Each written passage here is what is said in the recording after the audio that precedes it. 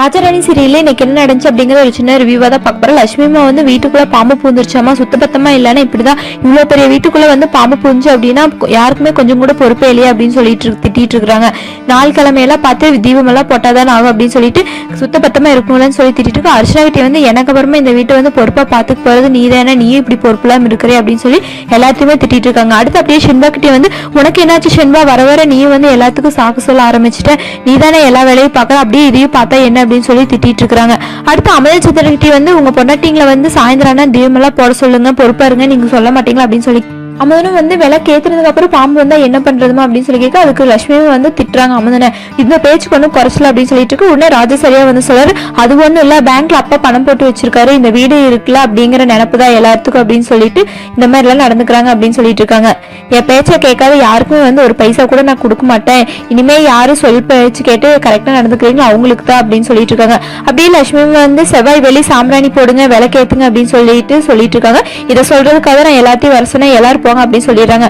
அப்படியே ராஜசரையாட்டி வந்து சொல்றாங்க, யாருக்குமே வர வர பொறுப்பே இல்ல, ரொம்ப விளையாட்டுத்தனமா இருக்காங்க அப்படின்னு சொல்லி ராஜசரையா வந்து அதான் நீ சொல்லிட்டு இனிமேல் இதை செம்பா பாத்துக்குவா நீ விடு அப்படின்னு சொல்லிடுறாரு. அடுத்து அப்படியே ஷென்பா கிச்சன்ல வேலை பார்த்துட்டு இருக்க அந்த பாம்பை விட்டு வந்து தேவராஜ் கேட்டுட்டு ஷென்பா வந்து நீங்க யாரு எதுக்காக அவரை பார்க்கணும் அப்படின்னு சொல்லி கேட்க அவரும் வந்து இல்ல நான் அவர்கிட்ட தான் சொல்லணும் அப்படின்னு சொல்லி ஷென்பா வந்து பரவாயில்ல நீங்க சொல்லுங்க அப்படின்னு சொல்லிட்டு நீங்க உட்காருங்க அப்படின்னு சொல்லிட்டு தண்ணியெல்லாம் கொடுத்து உட்கார வச்சுட்டு இருக்காங்க. திரும்ப வந்து ஷென்பா நீங்க எதுக்காக அவரை பார்க்கணும் அப்படின்னு சொல்லி அவரு வந்து அப்ப நீங்க யார் அவருக்கு அப்படின்னு சொல்லிட்டு ஷென்பா வந்து அவர் எனக்கு அப்பா மாதிரி தான், நீங்க என்கிட்ட சொல்லுங்க அப்படின்னு சொல்லி அவர் வந்து அப்ப நீங்க அவரோட ஆளு தானே அப்படின்னு சொல்லிட்டு அவர் வந்து பாம்பை வீட்டுக்குள்ள விட சொன்னாரு, நானும் விட்டேன், அவர் எனக்கு பணம் கொடுத்தாரு 10,000, அதுல அந்த பணத்துல 2,000 ரூபாய் கள்ள நோட்டு, அதுதான் சரி மீதி பணத்தை வாங்கிட்டு போலான்னு வந்து அப்படின்னு சொல்லி ஷென்பா வந்து அந்த பணத்தை கொடுத்து அனுப்பிடுறாங்க.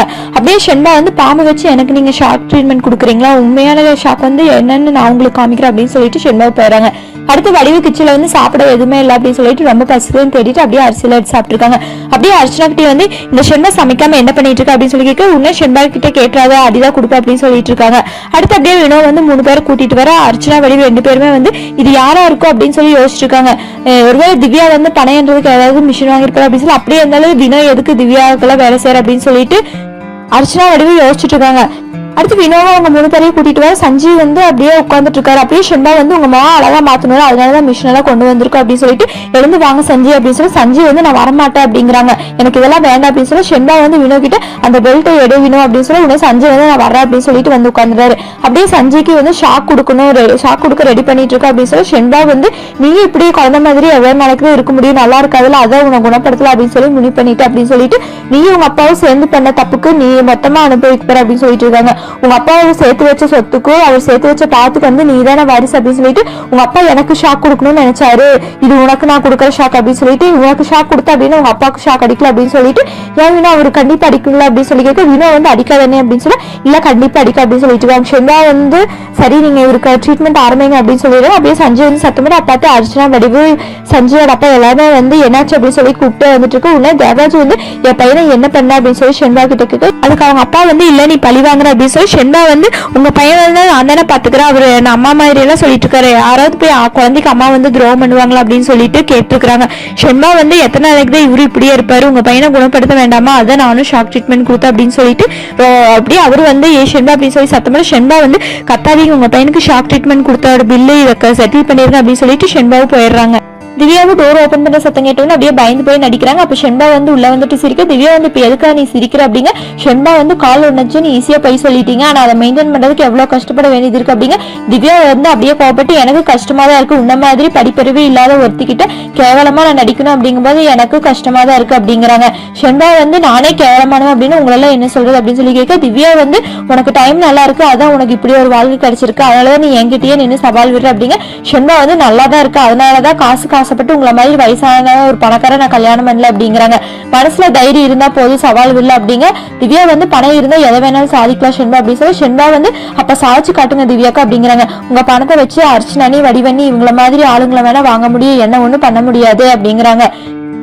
ஆனா நான் நினைச்சேன் அப்படின்னு இப்பவே உங்களை ஏதாவது பண்ண முடியும் அப்படிங்க. அதுக்கு திவ்யா வந்து என்ன பயமுறுத்தி பாக்குறேன் ஷென்பா அப்படிங்கிறாங்க. ஷென்பா வந்து நான் அதுக்கு மேல நீங்க ஐயோ அம்மா அப்படின்னு சொல்லுவீங்களா அப்ப சொல்றேன் அப்படின்னு சொல்லிடுறாங்க. திவ்யா வந்து என்ன பண்ணுவேன்னு சொல்லிட்டு போ அப்படின்னு சொல்லி ஷென்பா வந்து சிரிச்சுட்டு எதுவுமே சொல்லாம அப்படியே போயிடுறாங்க. திவ்யா அப்படியே ரொம்ப என்னவா இருக்கும் அப்படின்னு சொல்லிட்டு யோசிச்சுட்டு இருக்காங்க. அடுத்து வடிவு ரூம்ல இருக்க ஷெண்டாவை அப்படியே அவங்களுக்கு டீ கொண்டு வந்து கொடுத்துட்டு அப்படியே வடிவுக்கிட்டே வந்து நீங்க திவ்யாக்கா பாத்தீங்களா அப்படின்னு சொல்லி கேட்க, வடி வந்து திவ்யாக்கு எனக்கு என்ன சம்பந்தம் அப்படின்னு சொல்லி கேட்க, அதுக்கு ஷெண்டா வந்து உங்களுக்கு ஒரு நல்லது பண்ணலான்னு தான் கேட்டேன், சரி பரவாயில்ல அப்படிங்க உடனே வடி வந்து என்ன விஷயம் அப்படின்னு சொல்லி கேட்டிருக்காங்க. அதுக்கு ஷெண்டா வந்து திவ்யாக்கா வந்து ஒரு காம்பினேஷன் வைக்கிறாங்களாமா அப்படின்னு சொல்ல, வடி வந்து என்ன சொல்ற அப்படின்னு சொல்லி கேட்க, அதுக்கு ஷெண்டா வந்து சொல்றாங்க அதுக்கு பிரைஸ் கொடுக்க போறாங்களாமா, நீங்க மட்டும் இதுல கவனமே இல்லை அப்படின்னா அர்ச்சனா எடுத்துட்டு போயிருவாங்க அப்படின்னு சொல்லி அதுக்கு வடிவு வந்து சொல்றாங்க.